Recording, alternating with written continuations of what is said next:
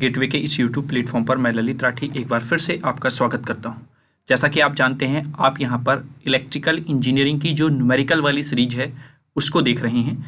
इससे पहले हमने यूनिट नंबर 3 के जो न्यूमेरिकल का पार्ट 1 था वो हमने अपलोड कर दिया है। आई होप आपने वो देख भी लिया होगा।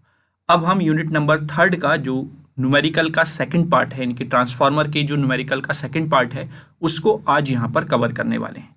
अगर आप लोगों ने पहला पार्ट अच्छे से देखा है और पेन कॉपी साथ रख के नोट किए हैं, सारे क्वेश्चन खुद से सॉल्व करने की कोशिश की है, तो यहाँ पर इस पार्ट में आपको कोई समस्या नहीं होगी। बस आप वीडियो को पॉज करें और अपने आप से क्वेश्चन को करने की कोशिश करें। थोड़ा सा तबीयत आज मतलब गला थोड़ा ख़राब हो रहा है, तो थोड़ा सा आवाज़ में आपको कमी लग सकती है। अदरवाइज 1 बाय 1 करके हम क्वेश्चंस करने की यहाँ पर कोशिश करेंगे। जैसा कि आपको यहाँ पर क्वेश्चन दिख रहा है, सबसे पहला, maximum efficiency of A 100 kilo volt ampere जो ट्रांसफार्मर है उसकी मैक्सिमम एफिशिएंसी दी हुई है एट 1100/440 वॉट पर, जिसमें 50 हर्ट्ज की फ्रीक्वेंसी ट्रांसफार्मर की है, इज 96%। यानी कि यहाँ पर जो मैक्सिमम एफिशिएंसी दी हुई है वो 96% दी गई है, जो भी डेटा यहाँ पर है उसके रेस्पेक्ट में। This occurs at 75% of full load at 0.8 peak factor, जिसमें वो लैग कर रहा है। And the find the efficiency of the transformer at, ये 3/4 होगा ना कि 3.4 है, ठीक है। ये बाई मिस्टेक वहाँ पर 3.4 दिया गया था यूनिवर्सिटी के एग्जाम में। At 3/4 full load at 0.6 power factor leading. तो हमें बेसिकली फाइंड आउट करना है एफिशिएंसी 75% पर, जहाँ पर आपका फुल लोड पर जो पावर फैक्टर दिया हुआ है वो 0.8 दिया हुआ है, ठीक है। इस न्यूमेरिकल को शुरू करने से पहले हर बार की तरह आप वीडियो को शेयर कर दें ताकि सभी बच्चों तक वीडियो पहुंच सके और वो सभी वीडियो का लाभ उठा सकें। वहीं पर अगर चैनल को सब्सक्राइब नहीं किया है, पहली बार चैनल पर विजिट कर रहे हैं, तो चैनल को सब्सक्राइब करके ये घंटी वाला बटन भी आप जरूर प्रेस कर लें ताकि सारे इंपॉर्टेंट वीडियोज़ के नोटिफिकेशंस आपको समय समय पर मिलते रहें। तो चलिए कलर चेंज करके शुरुआत करते हैं अपने क्वेश्चन की। सबसे पहले अच्छे स्टूडेंट्स की तरह हम क्या करेंगे, हम लिखेंगे गिवन दैट। जो जो आपको दिया हुआ है ये सारी चीज़ें, अगर आप न्यूमेरिकल कोई भी कर रहे हैं किसी भी सब्जेक्ट का, तो आप एक पैटर्न को फॉलो करते हुए न्यूमेरिकल को करके चलेंगे तो आपको फुल में से फुल मार्क्स न्यूमेरिकल में मिलते हैं, और कम एफर्ट करने पर ही, है ना। क्योंकि बेसिकली बहुत कम चीज़ें वहाँ पर न्यूमेरिकल के हेल्प से पूछी जाती हैं। आपको फॉर्मूला अगर याद है, प्रैक्टिस आपने अच्छे से की हुई है, तो आप आसानी से कंप्लीट मार्क्स यहाँ पर अचीव कर सकते हैं, है ना। तो उसी चीज़ को ध्यान में रखते हुए जैसे जैसे मैं स्टेप वाइज आपको क्वेश्चन बताता हूँ उसी तरीके से आपको करते हुए चलना है, और हर क्वेश्चन मैं इसी तरीके से भी कराने की कोशिश करता हूँ ताकि आपको भी इस पैटर्न की आदत हो जाए और आप अच्छे से वहाँ पर अपने न्यूमेरिकल को अटेम्प्ट करें, ठीक है। तो चलिए सबसे पहले जो दिया हुआ है वो हम लिख लेते हैं V2I2, यानी कि जो पावर है ट्रांसफार्मर की वो दी हुई है 100 kV, ठीक है। आप इसको कन्वर्ट कर लेंगे वोल्ट एम्पियर में, तो ये हो जाएगा 10⁵ वोल्ट एम्पियर। वहीं पर आगे अगर हम बात करते हैं तो V1 आपको दिया हुआ है 1100 वोल्ट, और V2 जो दिया हुआ है वो 440 वोल्ट दिया हुआ है, 440 वोल्ट यहाँ पर गिवन है। फ्रीक्वेंसी भी हम लिख लेते हैं, फ्रीक्वेंसी यहाँ पर 50 हर्ट्ज दी हुई है। बेसिकली जो जो चीज़ें न्यूमेरिकल में आपको दी होती हैं वो आप लिख लें, है ना। वहीं पर फिर उसने एफिशिएंसी यहाँ पर दी हुई है 96%, तो मैक्सिमम एफिशिएंसी जो है यहाँ पर वो कितना है, 96% है। तो अगर हम इसको पॉइंट में लिखिए 0.96, और कितने पर है ये, 3/4 फुल लोड पर, तो हम यहाँ पर लिख लेते हैं एट 3/4 फुल लोड, ठीक है। ये फुल लोड पर यहाँ पर आपको गिवन है। वहीं पर आपको फाइंड आउट क्या करना है, ईटा मैक्स आपको यहाँ पर फाइंड आउट करना है, सॉरी ईटा मैक्स नहीं, 75%, मैक्स एफिशिएंसी जो है वो 75% आपको फाइंड आउट यहाँ पर करके दिखानी है, ठीक है। ईटा 75% आपको यहाँ पर फाइंड आउट करना है, जहाँ पर आपका जो पावर फैक्टर दिया हुआ है एट cos⁵, पावर फैक्टर क्या होता है, cos⁵ होता है, वो है आपका 0.8, ठीक है। साथ ही साथ यहाँ पर क्या कर रहा है, एक सेकेंड, हाँ अच्छा ठीक है, सॉरी, ये जिस पर फाइंड आउट करना है वो 0.6 है। एक सेकेंड, वो आपका ऊपर दिया हुआ था, मैं इसको यहाँ पर इरेज कर देता हूँ। ये है आपका 0.6 और ये कर रहा है लीडिंग, LEADING, लीडिंग, ठीक है। तो ये आपका लीडिंग कर रहा है, ये आपका गिवन है। यहाँ पर जो दिया हुआ है वो ये आपका इस कंडीशन के लिए दिया हुआ है cos phi 2 0.8, ठीक है, और ये लैगिंग कर रहा है। Is that clear? तो आपसे ये सारी चीजें गिवन है और जो पूछा गया है वो भी हमने सेपरेटली यहाँ पर लिख लिया है। तो सबसे पहले जब आप एफिशिएंसी की बात करते हैं तो वहां पर आपको आयरन लॉस की, कॉपर लॉस की नीड होती है, तो वही चीज हम यहाँ पर फाइंड आउट करेंगे। तो सबसे पहले जब आपको ईटा मैक्स दिया हुआ है तो हमें पता होता है मैक्सिमम एफिशिएंसी की कंडीशन में जो आपका आयरन लॉस है वो कॉपर लॉस के इक्वल हो जाता है। तो वो हम बाद में देखेंगे, अभी हम कंसीडर कर लेते हैं कि लेट अस कंसीडर कि जो आपका आयरन लॉस है, आयरन लॉस वो क्या है, पीआई है, और जो कॉपर लॉस है वो हमने मान लिया है पीसीयू है, ठीक है।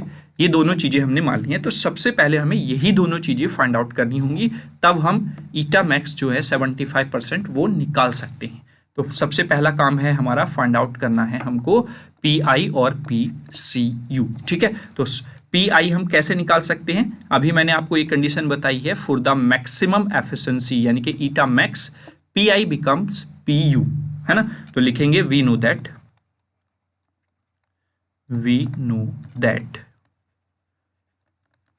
For maximum efficiency, for maximum efficiency होता क्या है, जो पावर लॉस है आयरन का, यानी कि आयरन लॉस जो है वो कॉपर लॉस के इक्वल हो जाता है, ठीक है। तो आपका फॉर्मूला बन जाता है, थस एफिशिएंसी का जो फॉर्मूला होता है ईटा मैक्स इज इक्वल टू, वो क्या होता है बच्चों, V2I2, ठीक है।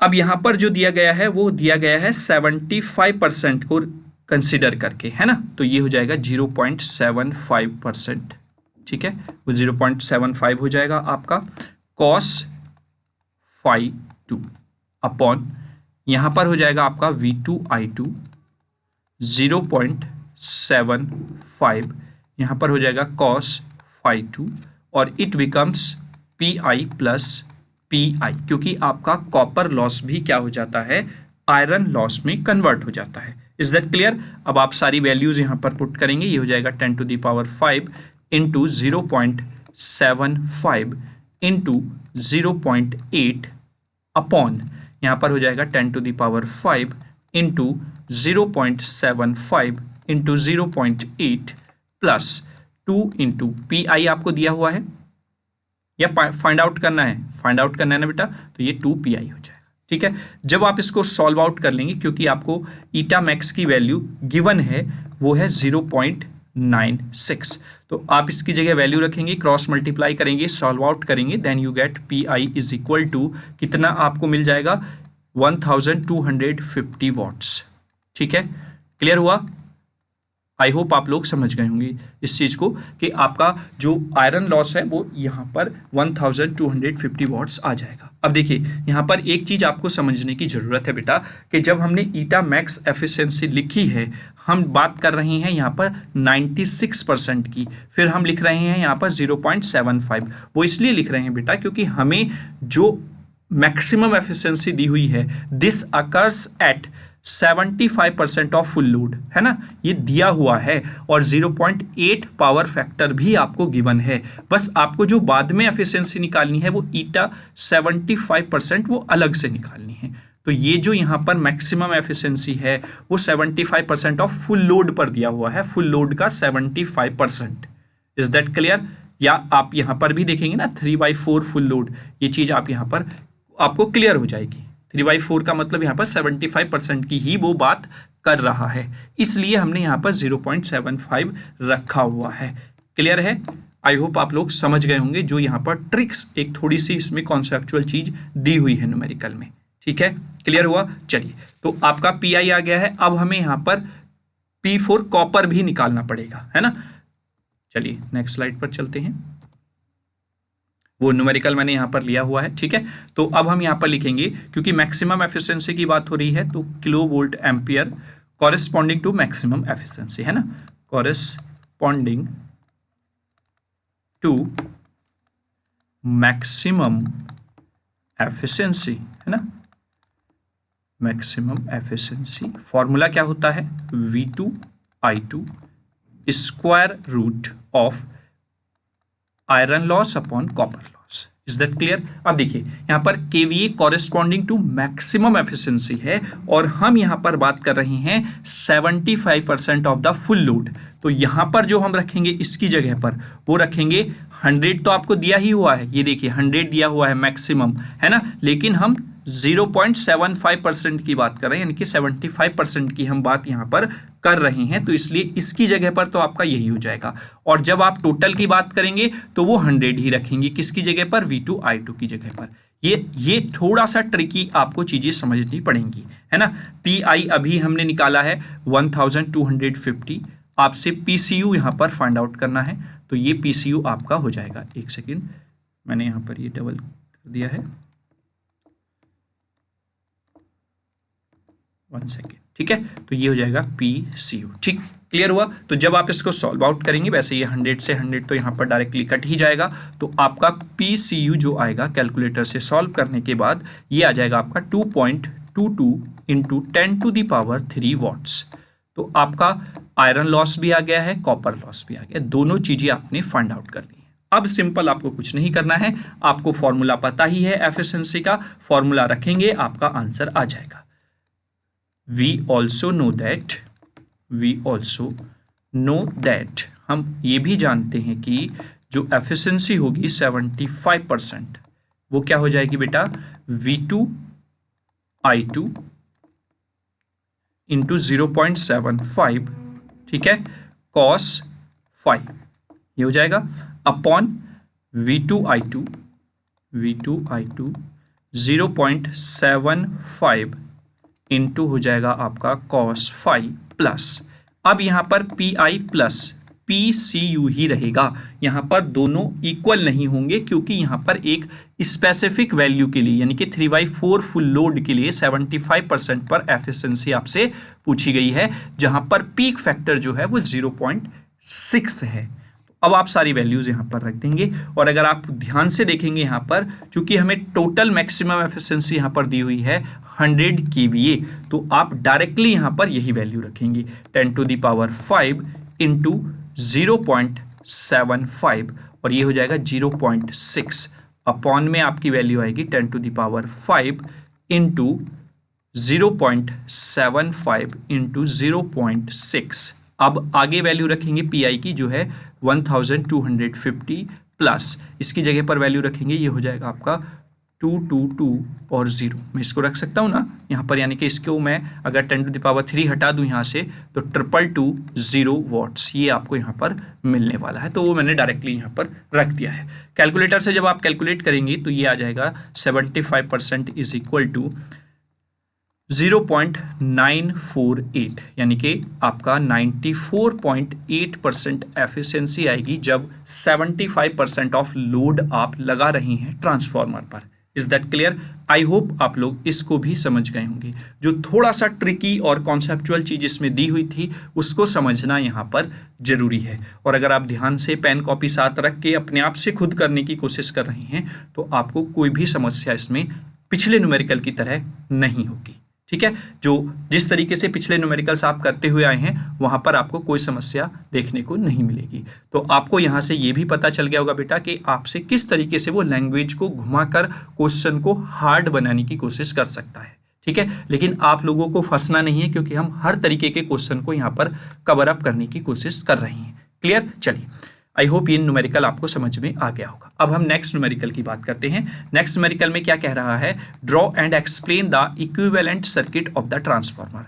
ट्रांसफार्मर का इक्विवेलेंट सर्किट आपको ड्रॉ करना है, फिर उसको एक्सप्लेन भी करना है। तो ये तो आपका थ्योरेटिकल पार्ट हो गया है इस क्वेश्चन का। अब इसके साथ एक न्यूमेरिकल और उसने ट्रांसफार्मर का अटैच करके दे दिया है। अगर आपने लास्ट वीडियोस देखी होंगी तो इस न्यूमेरिकल में भी कुछ नहीं है, डायरेक्ट फॉर्मूला बेस्ड आपका न्यूमेरिकल पूछा गया है। 100 kVA आपको पावर दे दी है, 2400 और 240 वॉट का जो आपका ट्रांसफार्मर है वो यहाँ पर सप्लाई प्रोवाइड करा रहा है, और 50 हर्ट्ज की फ्रीक्वेंसी के साथ सिंगल फेज ट्रांसफार्मर उसने कहा है, जिसके कुछ पैरामीटर्स आपको प्राइमरी वाइंडिंग के दिए हुए हैं। जैसे रेजिस्टेंस दिया हुआ है R1 दिया हुआ है, लीकेज रेजिस्टेंस दिया हुआ है, वहीं पर सेकेंडरी वाइंडिंग के लिए रेजिस्टेंस दिया हुआ है और लीकेज रेजिस्टेंस दिया हुआ है। आगे पूछा क्या है, इक्विवेलेंट रेजिस्टेंस पूछा है, leakage reactance refer to the secondary winding यहाँ पर पूछा गया है। तो सबसे पहले हम ये चीज लिखेंगे क्या क्या दिया हुआ है, तो लिखेंगे गिवन दैट, देखिए सीक्वेंस वही रहेगा क्वेश्चन को सॉल्व करने का, जो चीज दी हुई है, जो चीज फाइंड आउट करनी है पहले वो हम नोट कर लेते हैं। V2I2 आपको दिया हुआ है 100 kV, यानी कि आप इसको लिख सकते हैं 10⁵ वोल्ट एम्पियर। फिर उसके बाद अगर हम V1 की बात करें तो ये हुआ है, दिया हुआ है 2400 वोल्ट, और V2 जो दिया हुआ है वो आपको दिया हुआ है 240 वोल्ट। उसके साथ साथ अगर हम फ्रीक्वेंसी भी लिखें तो 50 हर्ट्ज की फ्रीक्वेंसी आपको गिवन है। बेसिकली अभी तक हमने इसका कोई यूज़ किया नहीं है, तो आप भी इसको मतलब नोट डाउन तो कर ही लें जो जो चीज़ें आपको दी हुई हैं। अब हम बात कर लेते हैं जो पैरामीटर्स आपको दिए हुए हैं, इसने जिस तरीके से दिए हुए हैं उस तरीके से आप लिख लें। स्मॉल R1 दिया हुआ है तो वही आप लिख लेंगे, 2.4 ओम दिया हुआ है, और फिर स्मॉल R2 दिया हुआ है सेकेंडरी वाइंडिंग के लिए 0.03 ओम। फिर वहीं पर अगर हम बात करें X1 आपको दिया हुआ है 6.0 ओम यानी कि 6 ओम, और X2 दिया हुआ है 0.07 ओम। Is that clear? ये सारी चीज़ें आपको दी हुई हैं। पूछा क्या है, इक्विवेलेंट रेजिस्टेंस यानी कि R02 किसके बारे में पूछ रहा है, सेकेंडरी वाइंडिंग के, तो इसलिए हम R02 फाइंड आउट यहाँ पर करने वाले हैं। ठीक है, और वैसे ही सेकेंडरी वाइंडिंग के लिए X02 आपको यहाँ पर फाइंड आउट करके दिखाना है। Is that clear? तो इस न्यूमेरिकल को सॉल्व करने के लिए आपको सबसे पहले चाहिए होता है वोल्टेज ट्रांसफर रेशो। तो आप सबसे पहले तो वही फाइंड आउट करेंगे, voltage transfer ratio. We know that voltage transfer ratio क्या होता है, K इक्वल्स टू होता है बच्चों V2/V1, यही होता है। ठीक है, तो आप इसमें वैल्यू पुट करेंगे। V2 दिया हुआ है 240 अपॉन में 2400। जब आप इसको डिवाइड करेंगे देन यू गेट 0.1। तो यहाँ पर आपको वोल्टेज ट्रांसफर रेशो K की वैल्यू मिल जाएगी 0.1। अब बस आप लिखेंगे वी ऑल्सो नो दैट।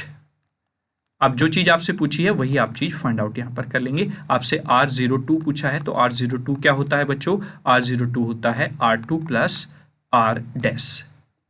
ठीक है, क्लियर हुआ? चलिए यहाँ पर मैं इसको जिस तरीके से दिया हुआ है उस तरीके से अपने फॉर्मूले को क्या कर लेता हूँ, कन्वर्ट कर लेता हूँ। ठीक है, तो ये हो जाएगा R2 प्लस R डैश की जगह पर क्या आप पुट करेंगे, R डैश की जगह पर आप पुट करेंगे R1 K का स्क्वायर। क्यों? क्योंकि हमें पता है फॉर्मूला फॉर द जो आपका R1 डैश होता है वो क्या होता है, अगर आप ध्यान से देखिए R1 डैश क्या होता है, R1 K का स्क्वायर।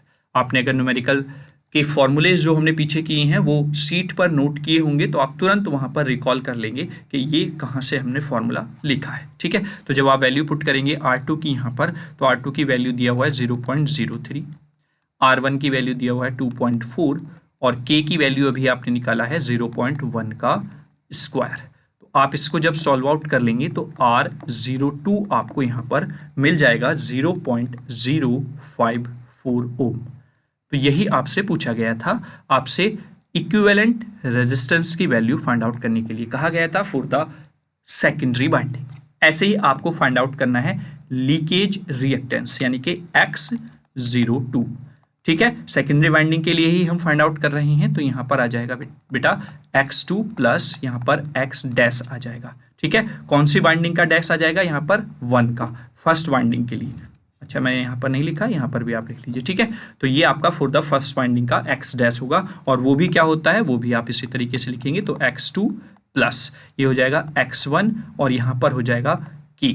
ठीक है, K का स्क्वायर। ठीक, जैसे आपने यहाँ पर रेजिस्टेंस के लिए निकाला है वैसे ही आपका रिएक्टेंस के लिए वैल्यू हो जाएगी। अब X2 आपको दिया हुआ है 0.07 प्लस X1 की वैल्यू दी हुई है 6 और इधर दिया हुआ है 0.1 का होल स्क्वायर। जब आप इसको सॉल्व करेंगे देन यू गेट 0.13 ओम। तो जो दोनों चीज़ें आपसे पूछी गई थी वो बहुत ही आसानी से आपने यहाँ पर फाइंड आउट कर ली हैं। कुछ नहीं है, केवल और केवल फॉर्मूला बेस्ड न्यूमेरिकल आपसे पूछा गया है।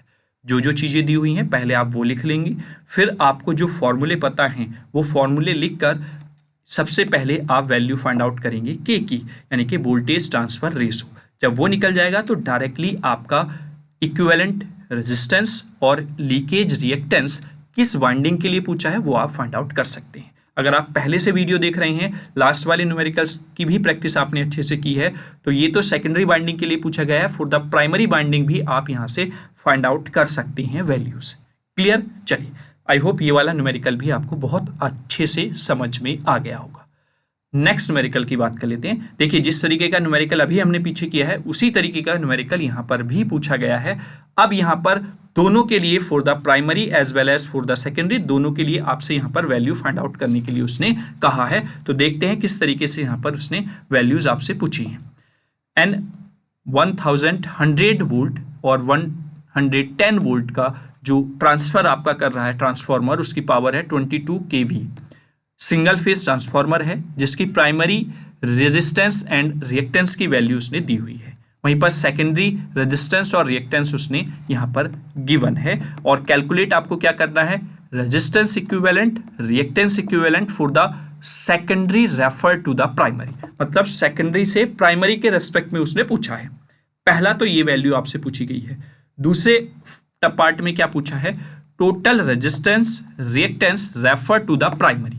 रेफर टू द प्राइमरी आपसे यहां पर वैल्यू फाइंड आउट करने के लिए उसने कहा है। क्लियर है? चलिए next, equivalent resistance and reactance of the primary refer to the secondary, यानी कि प्राइमरी से सेकेंडरी के लिए पूछा है। और eight the and copper loss भी आपसे पूछ लिया है। तो यानी कि ये एक मिक्सचर है जो लास्ट में आपने डिफरेंट टाइप्स के न्यूमेरिकल की हैं उसका। तो सबसे पहले हर बार की तरह अच्छे बच्चे लिखेंगे कि गिवन दैट, जो चीज़ आपको दी हुई है वो सबसे पहले आप लिख लेंगे। यहाँ पर V2 I2 आपको दिया हुआ है 22, और मैं डायरेक्टली इसको कन्वर्ट कर देता हूँ KVA को VA में। ठीक है, यहाँ पर दे दिया। और V1 की वैल्यू आपको दी हुई है 1100 वोल्ट और V2 की वैल्यू आपको दी हुई है 110 वोल्ट। ठीक है, आगे उसने दिया हुआ है रेजिस्टेंस और रिएक्टेंस, यानी कि आपको R1 की वैल्यू दी हुई है 4 ओम, वहीं पर X1 की वैल्यू दी हुई है 6 ohm. Same as it is for secondary winding आपको दिया हुआ है R1 0.04 ओम और X2 दिया हुआ है 0.065 ओम। ठीक है, ये वैल्यूज आपको दी हुई है। आपसे पूछा क्या है वो चीज हम यहां पर देख लेते हैं।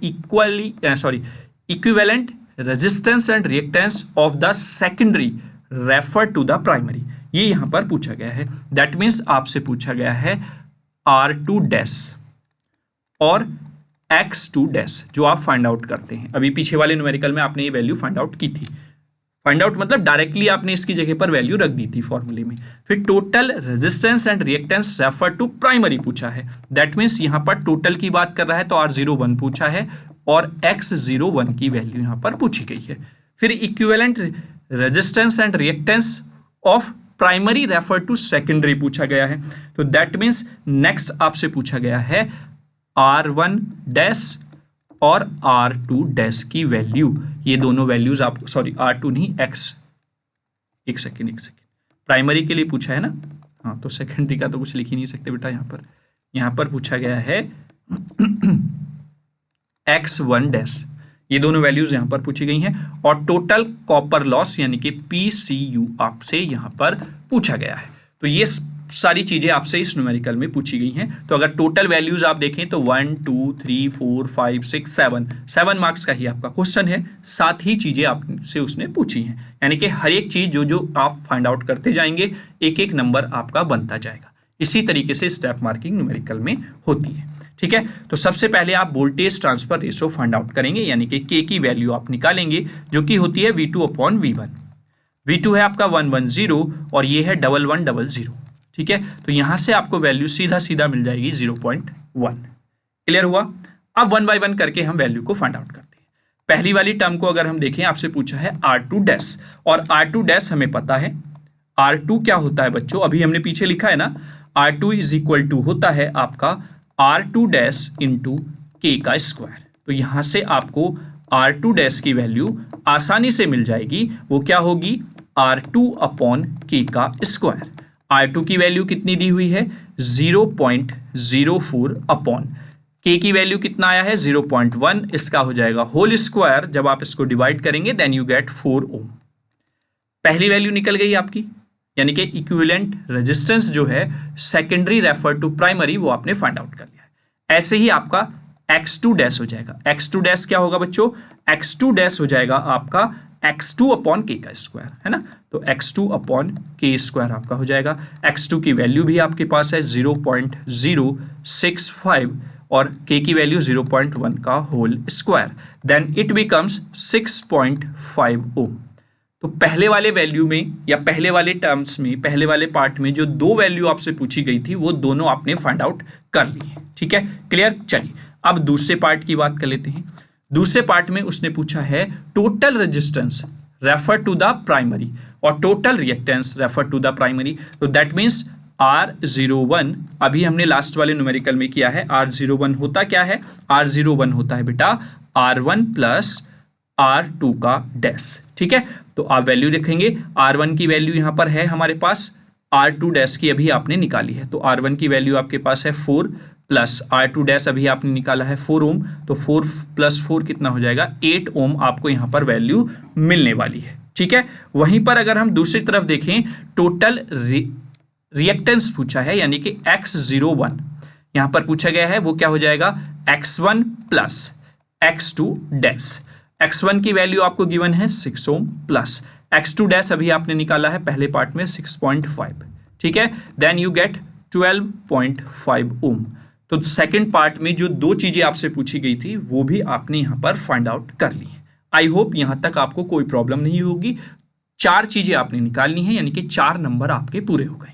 ठीक है, देखिए अभी तक आपने इलेक्ट्रिकल के तीसरी यूनिट आप कर रहे हैं, तीसरी यूनिट के भी एंड पर हम पहुंच गए हैं, यानी कि जिस तरीके के न्यूमेरिकल वहां पर बन सकते थे वो लगभग हमने सभी कर लिए हैं। बस अब थोड़ा सा प्रैक्टिस की वजह से हम और एक्स्ट्रा क्वेश्चन करने की यहाँ पर कोशिश कर रहे हैं।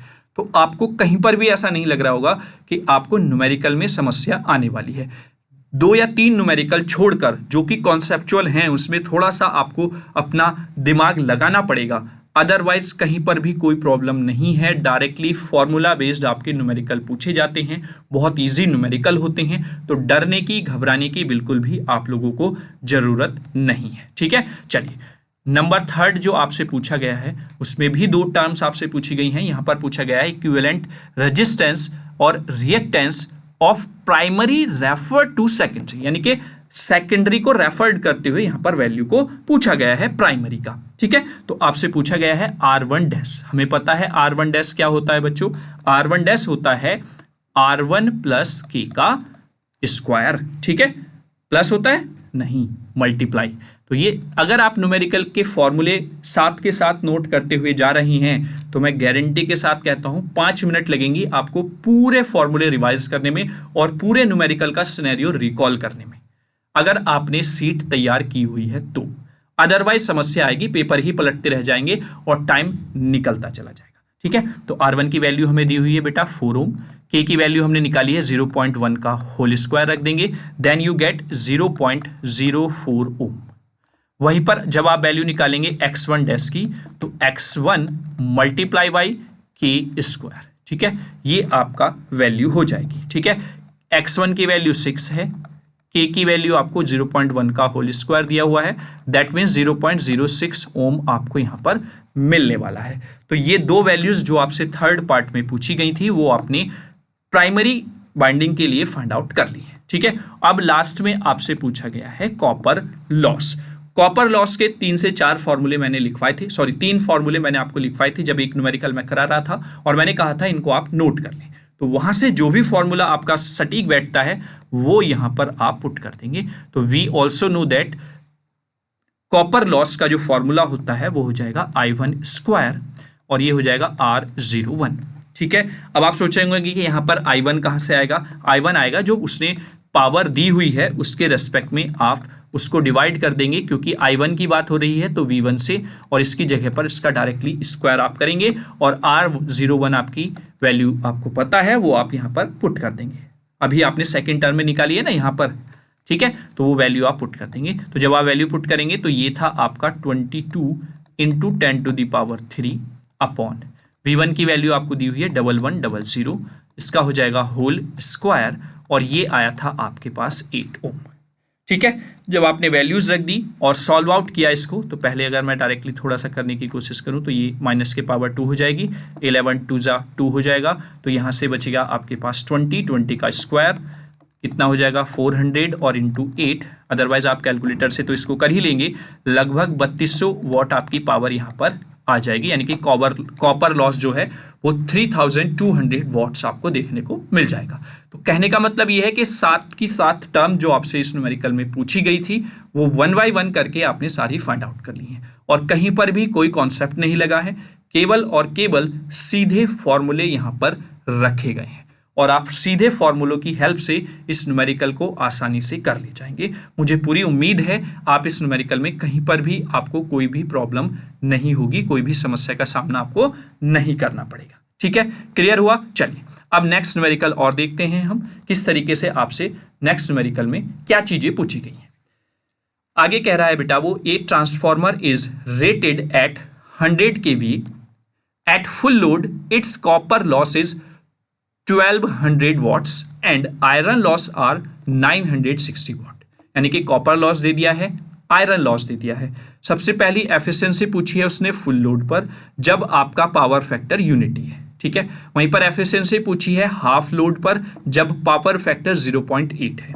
एफिशिएंसी 75% पर पूछी है फुल लोड पर जब उसका पावर फैक्टर 0.7 लैगिंग के साथ है। और आगे पूछा है the load KVA eight which maximum efficiency occurs, ये पूछा है आपसे मैक्सिमम एफिशिएंसी के रेस्पेक्ट में, the maximum efficiency eight 0.85 power factor lagging. ठीक है, तो ये सारी चीजें आपसे पूछी गई हैं।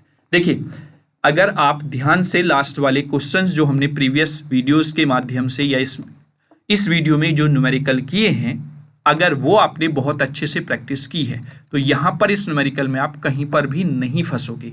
आप वीडियो को पॉज कीजिए, पूरे न्यूमेरिकल को खुद से सॉल्व करने की कोशिश करें, आपको ये भी एनालाइज हो जाएगा कि हाँ जो आपने पीछे वीडियोस में न्यूमेरिकल किए हैं वो आपको समझ में भी आए हैं या नहीं आए हैं, कहाँ पर कमी रह गई है। अगर कोई प्रॉब्लम आपको लगती है तो आप उसको अभी एग्जाम से पहले सॉल्व आउट कर लें, वो बेहतर रहेगा। ठीक है, तो चलिए इस न्यूमेरिकल को हम करते हैं। आई होप आपने वीडियो को पॉज करके न्यूमेरिकल को खुद से ट्राई करने की कोशिश की होगी। ठीक है, देखिए न्यूमेरिकल मैं आपको करने के लिए क्यों बोलता हूं, क्योंकि बेटा आप पॉज करके अगर गलती भी होगी तो वो यहीं पर क्लियर हो जाएगी। ठीक है, मतलब मेरा मोटिव है कि अगर आपको कोई मिस्टेक होती है तो वो यहीं पर क्लियरिफाई हो जाए, एग्जाम में वो मिस्टेक आप ना करें, क्योंकि जो मिस्टेक आप कर लेते हैं वो जब आपके सामने आगे चुनौती आती है तो वहां पर आप सतर्क रहते हैं और बेसिकली उस पॉइंट पर जाकर तो आप बिल्कुल भी गलती नहीं करेंगे अगर आपने उस गलती को एग्जाम से पहले आइडेंटिफाई करके सॉल्व कर लिया है तो। इसीलिए मैं बार बार कहता हूं कि अपने आप से करने की कोशिश करें, यहां कितनी भी मिस्टेक हो जाए यहां का सॉल्यूशन है, लेकिन जब आप एक बार कॉपी लिखाएंगे वहां पर सॉल्यूशन बेटा नहीं है। ठीक है, क्लियर हुआ? चलिए तो अब 1 बाय 1 हर बार की तरह जो जो चीजें दी हुई हैं वो हम आराम से यहां पर नोट कर लेते हैं। V2 I2 आपको दिया हुआ है। ठीक है, अपने आप को मोटिवेट आपको रखना है बस, और अपना निरंतर प्रयास करते रहना है, कहीं पर भी कोई समस्या नहीं होगी, आसानी से सारे न्यूमेरिकल्स आप कर ले जाएंगे। जो आपके अंदर डर है इलेक्ट्रिकल को लेकर वो भी आपका खत्म हो जाएगा, ये मेरा प्रॉमिस है आपसे। मुझे तो आप पर पूरा विश्वास है। ठीक है, क्योंकि जितनी मेहनत मैं कर रहा हूं उतनी ही मेहनत आप लोग भी कर रहे हैं और रिजल्ट आपको जरूर मिलेगा अगर ईमानदारी से आप मेहनत कर रहे हैं तो। ठीक है, तो ये 3 चीजें आपको दी हुई हैं। आगे जो जो चीजें आपसे पूछी गई हैं 1 बाय 1 हम उसके लिए वैल्यू लिखते चले जाएंगे। ठीक है, तो सबसे पहले आपसे मैक्सिमम एफिशिएंसी पूछी है ईटा 100% जब आपका जो cos phi2 है वो कितना है, पावर फैक्टर यूनिटी है, यानी कि 1 दिया हुआ है। तो मैं डायरेक्टली यहां पर वैल्यूज रख देता हूं। फॉर्मूला मुझे पता है, आपको याद है क्या है फॉर्मूला, मैं यहां पर एक बार लिख लेता हूं। 100% के लिए आपका हो जाएगा V2 I2 cos phi2 upon यहां पर हो जाएगा बच्चों V2 I2 cos phi2 plus PI plus PCU। ठीक है, अब देखिए यही फॉर्मूला आपका अलग अलग एफिशिएंसी जब जितने % लोड पर आप फाइंड आउट करेंगे वो वैल्यू यहाँ पर कनेक्ट होती चली जाएगी। वो मैंने लास्ट में आपको बताया भी है, वो फॉर्मूला आपको याद भी होगा। तो मैं डायरेक्टली यहाँ पर वैल्यूज रखना स्टार्ट करता हूँ। ये हो जाएगा बेटा 10⁵ डायरेक्टली, और यूनिटी यहाँ पर पावर फैक्टर दिया हुआ है तो इंटू 1 हो जाएगा। फिर आपका नीचे भी 10⁵ इंटू 1 हो जाएगा, प्लस आपका ये आयरन लॉस दिया हुआ है 960, तो पहले आप आयरन लॉस लिखेंगे 960, और फिर 1200 वॉट आपका दिया हुआ है कॉपर लॉस। जब आप ये सारी वैल्यूज रख देंगे और सॉल्व आउट करेंगे देन यू गेट्स 97.89%। तो 100% लोड पर आपकी एफिशिएंसी ये आ जाएगी। ठीक है, क्लियर। अब हम सेकंड पार्ट की बात करते हैं। सेकंड में आपसे पूछा गया है efficiency of half load. Efficiency जब आपका लोड हाफ है और वहां पर जो पावर फैक्टर है वो 0.8 हो जाता है, यानी कि cos φ2 जो है वो 0.8 रहने वाला है, इज इक्वल टू। अब देखिए यहां पर क्या होता है, V2I2 तो ऐसे ही रहेगा 10⁵, यहां पर आ जाता है हाफ लोड के लिए 0.5, तो यहां पर हो जाएगा 0.5। ठीक है, और cos φ2 की वैल्यू 0.8 आपको दी हुई है।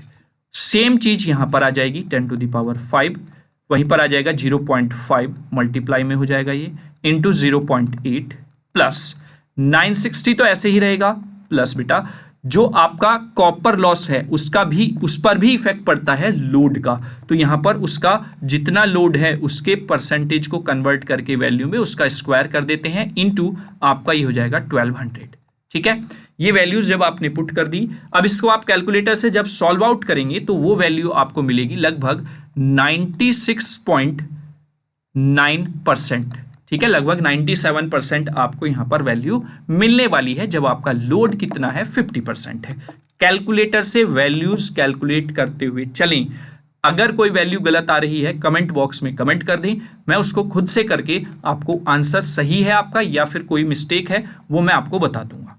प्रॉब्लम यहीं पर या फिर जो कमी है वो यहीं पर खत्म हो जाए तो बेहतर रहता है। ठीक है, 75% लोड पर बात कर लेते हैं, तो 75% पर हम यहाँ पर फाइंड आउट करेंगे। ईटा 75% यहाँ पर आ जाएगा। इस सिचुएशन में आपका पावर फैक्टर कितना हो जाएगा, cos φ2 जो है वो आपको मिलने वाला है 0.7। तो चलिए वैल्यू रखिए 1 बाई 1 करके 10⁵, क्योंकि 75% लोड है तो 0.75 आ जाएगा यहाँ पर, इंटू 0.8 रहेगा। ठीक है, 8 रहेगा, 7 दिया हुआ है बेटा, एक सेकेंड, 0.7 दिया हुआ है, मैंने ऊपर वाली वैल्यू उठाकर रख दी थी, 0.7 अपॉन सेम सिचुएशन ये रहेगी 10⁵, 0.75 मल्टीप्लाई में आ जाएगा आपका इंटू 0.7 प्लस 960 तो ऐसे ही रहेगा, जितना लोड है उसका स्क्वायर हो जाएगा, यानी कि 0.75 का whole square into 1200। Is that clear. जब आप इसको भी कैलकुलेटर से सॉल्व आउट कर लेंगे तो 75% पर जो एफिशिएंसी आएगी 97.65% आपको देखने को यहां पर एफिशिएंसी मिलने वाली है। तो 3 टर्म्स आपने फाइंड आउट कर ली हैं। अब आपको केवीए फाइंड आउट करना है फॉर द मैक्सिमम एफिशिएंसी, और ये हम बहुत अच्छे से 2 से 3 न्यूमेरिकल में ऑलरेडी फाइंड आउट कर चुके हैं। चलिए मैं इस न्यूमेरिकल को यहीं पर खत्म करने की कोशिश करता हूं इसी स्लाइड पर। अगर मैं यहां पर इसको एक सेकेंड ब्लैक कलर ले लेता हूं, यहां पर इसको डिवाइड कर लेता हूं कुछ इस तरीके से पार्ट में। ठीक है, तो यहां पर क्या हो जाएगा, 4th पार्ट आपसे केवीए कॉरेस्पॉन्डिंग टू, है ना, यहीं पर तो पूछा है ना, हाँ, कॉरेस्पॉन्डिंग टू मैक्सिमम एफिशिएंसी, है ना। मैक्सिमम एफिशिएंसी के लिए आपका फॉर्मूला आपको पता है बेटा, V2I2 होता है और स्क्वायर रूट में आपका PI अपॉन PCU आपको देखने को मिल जाता है। ठीक है, तो अब आप वैल्यूज रख दीजिए, आपका आंसर डायरेक्टली यहां पर आ जाएगा। ठीक है, ये क्या है, यहां पर केवीए की बात कर रहा है तो इसलिए हम डायरेक्ट केवीए में रख देंगे। ये चीज आप विशेष करके ध्यान रखें, 100 ही आपको डायरेक्टली यहां पर रखना है। स्क्वायर रूट में PI कितना है आपका बेटा, 960 है और ये है 1200। ठीक है, जब आप इसको सॉल्व आउट कर लेंगे तो आपको यहां पर 89.4 kVA वैल्यू मिल जाएगी। ठीक है, क्लियर। आई होप आप लोग इसको समझ गए होंगे। ठीक है, क्लियर। चलिए आगे हम बात कर लेते हैं नेक्स्ट पार्ट की, जो आपसे नेक्स्ट पार्ट पूछा गया है, पार्ट नंबर 5। अब पार्ट नंबर 5 में उसने ईटा मैक्स की वैल्यू पूछी है बेटा, और उसमें आपका जो पावर फैक्टर है यानी कि cos phi2 जो है वो कितना हो जाता है बेटा, 0.85 हो जाता है। बस आपको विशेष यहां पर ध्यान ये रखना है कि ये जो 89.4 kVA आया है, यही वैल्यू आपको यहां पर जो फॉर्मूला V2I2 है इसकी जगह पर रखनी है। बस यही डिफरेंस है मैक्सिमम एफिशिएंसी और नॉर्मल लोड पर जो एफिशिएंसी आप फाइंड आउट करते हैं। बस बच्चे गलती यहां पर कर देते हैं कि जो वैल्यू आपको डायरेक्टली दी हुई है ये 100 kVA, यही वैल्यू पुट कर देते हैं और वहां पर उनका आंसर गलत हो जाता है। ठीक है, तो ये विशेष आपको ध्यान रखना है। क्लियर? चलिए वैल्यू पुट करते हैं। 89.4 इंटू 10 टू दी पावर आप यहां पर 3 रखेंगे क्योंकि आगे पावर आपको वॉट में रखनी है, इंटू यहां पर जो cos θ2 होगा वो 0.85 आपका होने वाला है, अपॉन आगे आप ऐसे ही रखेंगे नीचे भी 89.4 into 10 to the power 3 into 0.85 plus. अब एक चीज और आपको ध्यान रखनी है, जब आप मैक्सिमम एफिशिएंसी फाइंड आउट करते हैं बेटा, तो इस मैक्सिमम एफिशिएंसी की कंडीशन में आपका जो कॉपर लॉस है वो भी आयरन लॉस भी बन जाता है। ठीक है, यानी कि Pi is equal to P for the copper आपका कन्वर्ट हो जाता है। तो इसलिए आप यहां पर 960 प्लस 960 रखने वाले हैं।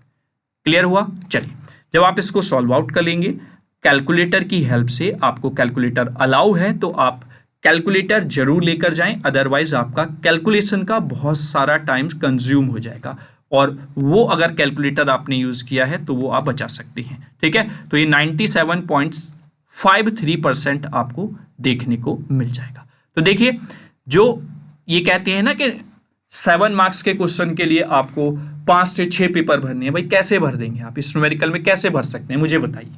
ये तो मैंने छोटा छोटा करके लिखा है, आप एक पूरा पेपर भी फिल करेंगे तो आसानी से ये न्यूमेरिकल आपका हो जाएगा। एक तरफ से बात कर रहा हूं मैं, जो आपकी नोटबुक आती है ना, आंसर शीट जो आती है जिस पर आप आंसर लिखने होते हैं, तो फिर कैसे आप कह सकते हैं कि आपको 7 नंबर के लिए कम से कम 7 से 8 पेपर या 5 से 6 पेपर भरने चाहिए? नहीं बेटा, वो डिपेंड करता है कि आप किस तरीके का आंसर लिख रही हैं, थ्योरेटिकल लिख रही हैं या कौन सा सब्जेक्ट है जिसके लिए आप आंसर लिख रही हैं।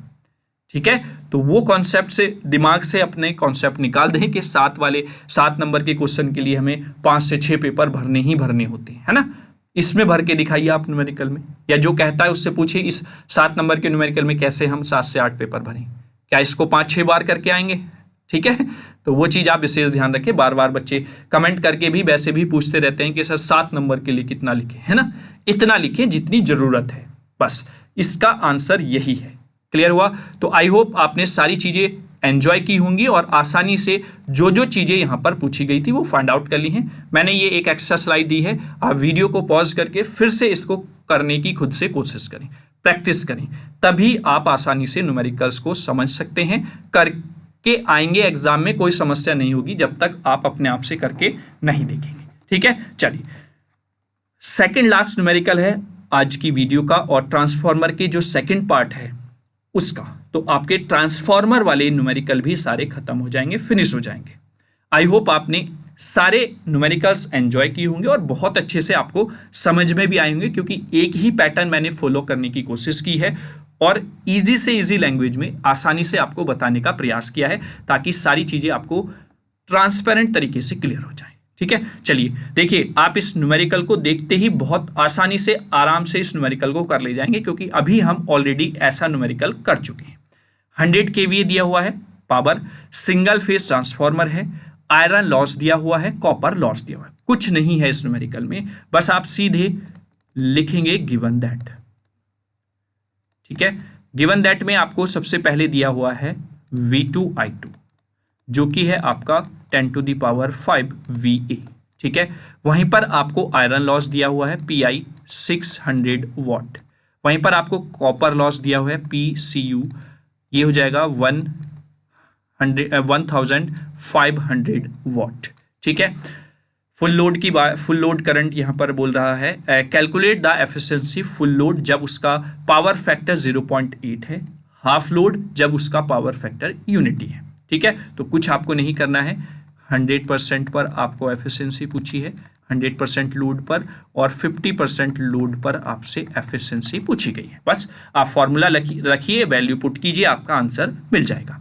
100% के लिए आपको फॉर्मूला पता है, अभी हमने लिखा है, फिर से रिकॉल कर लेते हैं। V2I2 cos phi2 upon V2I2 cos phi2 plus PI plus PCU। ठीक है, वैल्यूज आप जब रखेंगे तो 10⁵ इंटू यहाँ पर क्या है, पावर फैक्टर 0.8, तो 0.8 आपने यहाँ पर रख दिया है, अपॉन ये हो जाएगा 10⁵ इंटू 0.8 प्लस PI कितना है आपका 600 और ये है 1500। ठीक है, जब आप कैलकुलेटर से सॉल्व कर लेंगे वैल्यूज तो 97.4% आपको यहाँ पर मिल जाएगा। वहीं पर सेकंड पार्ट की बात करें आप, ईटा कितना है 50% बेटा, 50% के लिए आपका होता है V2I2, यहाँ पर हो जाता है 0.5 और ये हो जाएगा cos phi2 अपॉन में आपको मिलने वाली है वैल्यू V2I2, ये हो जाएगा 0.5 और ये होगा cos phi2 plus PI plus PCU। जब आप ईटा मैक्सिमम एफिशिएंसी फाइंड आउट करते हैं तब PI जो है वो PCU के इक्वल होता है, अदरवाइज आपका यही वैल्यू रहेगी, मतलब कॉपर लॉस जो है वो आयरन लॉस के बराबर हो जाता है। ठीक है, क्लियर हुआ। तो अब हम 50 के लिए निकाल रहे हैं, तो यहाँ पर एक चीज और हमने छोड़ दी, 0.5 का होल स्क्वायर भी आपको देखने को यहाँ पर मिलता है। जब आप वैल्यूज सारी पुट कर देंगे और फाइंड आउट करेंगे वैल्यू, तो लगभग 98% एफिशिएंसी आपको यहाँ पर देखने को मिल जाएगी। तो आई होप आप दोनों टर्म्स में वैल्यूज पुट करके आसानी से आंसर निकाल सकते हैं और आपके आंसर भी यही आ गए होंगे। क्लियर है। चलिए, ट्रांसफॉर्मर यूनिट नंबर 3 का लास्ट न्यूमेरिकल आज हम यहां पर करने वाले। ठीक है, क्या कह रहा है न्यूमेरिकल, ए 20 kVA 2000 volt 200 volt one phase transformer है, 50 हर्ट्ज की फ्रीक्वेंसी के साथ आउटपुट दे रहा है, यानी कि प्राइमरी रेजिस्टेंस ऑफ जहां पर दिया हुआ है 1.5 ohm, reactance 2 ohm, secondary resistance and reactance जो है 0.015 ओम है एंड 0.2 ओम है respectively. The no load current of the transformer is 1 ampere at 0.2 power factor. आपको क्या फाइंड आउट करना है, डिटरमाइन करना है resistance and reactance refer to the primary and at the end आपसे कॉपर लॉस की value पूछी गई है। देखिए, मुझे तो नहीं लगता है कि आप इस न्यूमेरिकल में फंसेंगे, और एक सरप्राइज ये है कि आप लोगों के लिए क्या है, ये HW है, आपको ये खुद से करना है और कमेंट बॉक्स में इसके आंसर्स आपको कमेंट करने। ठीक है, देखना चाहता हूं कि कितने बच्चे एंड तक वीडियो में पहुंचते हैं और कितने बच्चे इंटरेस्ट के साथ पढ़ रहे हैं। देखिए, आप अगर कमेंट बॉक्स में कमेंट नहीं करना चाहते हैं तो हमारा हेल्पलाइन नंबर बेटा दिया हुआ है, आप इस हेल्पलाइन नंबर पर हमें क्वेश्चन सॉल्व करके उसका फोटो क्लिक करके व्हाट्सएप कर सकते हैं। आपका वहां पर हम आंसर चेक करके बता देंगे ताकि आपकी कोई भी मिस्टेक एग्जाम में ना हो। ठीक है, तो आई होप आप लोगों ने ट्रांसफॉर्मर की जो न्यूमेरिकल की हमारी सीरीज थी, ये सेकंड पार्ट था उसका, वो भी आपने एंजॉय किया होगा। और मैंने जो कोशिश की है सारे न्यूमेरिकल्स आपको बहुत अच्छे से समझाने की, आपको समझ में भी आ गए होंगे। कहीं पर कोई समस्या लगती है बेटा, वीडियो को पॉज कीजिए, वापस जाइए, दोबारा से देखिए। मुझे उम्मीद है कि जब आप 2 बार देखेंगे तो गारंटीली आपको समझ में आ ही जाएगा। फिर भी कोई समस्या है तो हेल्पलाइन नंबर आपके पास है, कभी भी आप किसी भी टॉपिक से न्यूमेरिकल से रिलेटेड हमसे जानकारी ले सकते हैं। ठीक है, शुरुआत में भी मैंने कहा था वीडियो को ज़्यादा से ज़्यादा शेयर करें, और मैं लास्ट में भी आपसे कह रहा हूं कि वीडियो को ज़्यादा से ज़्यादा बच्चों तक पहुंचाएं, और उसका एक ही माध्यम है, आप अपने सोशल अकाउंट्स पर, जो भी आपके सोशल अकाउंट्स हैं, चाहे आप टेलीग्राम पर चलाते हैं, चाहे आप व्हाट्सएप चलाते हैं, फेसबुक चलाते हैं, इंस्टा चलाते हैं, ट्विटर चलाते हैं, सब पर वीडियो के लिंक को शेयर करें। और अगर पहली बार चैनल पर विजिट किए हैं तो चैनल को सब्सक्राइब भी कर लें और बेल आइकन को प्रेस कर लें। ये गारंटी मैं आपको देता हूं कि आपका जो ये सब्सक्राइब वाला बटन आप प्रेस करेंगे, ये आपको कहीं पर भी कोई, मतलब कहते हैं ना कि वैल्यूएबल डील है।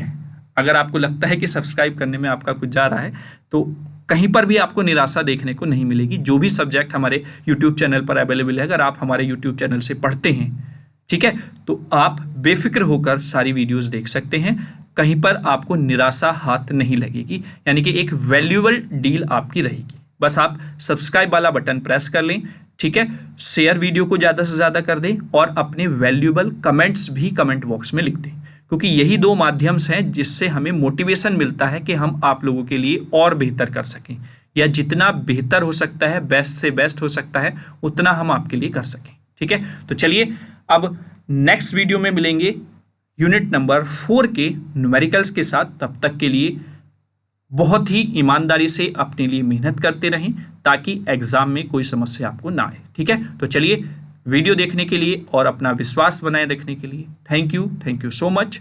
जय हिंद, जय भारत।